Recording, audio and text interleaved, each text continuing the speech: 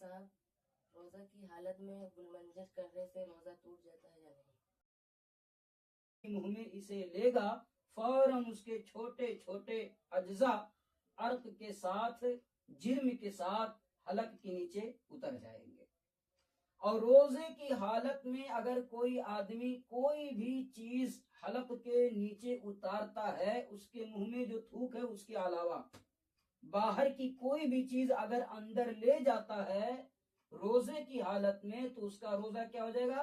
ٹوٹ جائے گا. آدمی روزے کی حالت میں جان بوجھ کر گل منجن کر لیتا ہے تو یہ فقہا فرماتے، علماء فرماتے ہیں کہ اس کا روزہ ٹوٹے گا ہی نہیں، بلکہ ٹوٹنے کے ساتھ ساتھ اسے کفارہ بھی دینا ہوگا. تو اس لیے روزے کی حالت میں نہ گل منجن کریں اور نہ کسی کو کرنے کی صلاح دیں.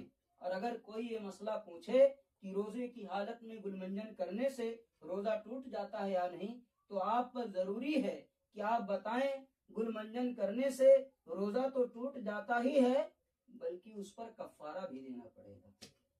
اور ایک روزے کا کفارہ 60 دن مسلسل روزے رکھنا ہے. اب 60 دن میں اگر کوئی ایک دن ناغا کر دیتا ہے تو پورا برابر اب پھر سے اسے 60 دن روزہ رکھنا ہے. مسلسل کا مطلب ہی یہی ہوتا ہے کانٹینیو، لگاتار، اس میں تھوڑا سا بھی ایک دن کا بھی فرق نہ آنے پائے.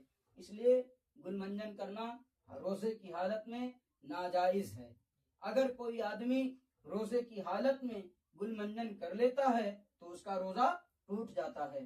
اور فتاوی رضویہ شریف میں اور جدید مسائل اور ان کا شرعی حل اور فتاوی بحر العلوم میں، ان تمام کتب فتاوی میں جو فتاوی کی کتابیں ہیں، یہ تحریر ہے، یہ لکھا ہوا ہے کہ اگر کوئی روزے کی حالت میں روزے کو توڑ دیتا ہے تو اسے کیا دینا پڑے گا؟ کفارہ. اور ایک روزے کا کفارہ مسلسل 60 دن کا روزہ رکھنا ہے.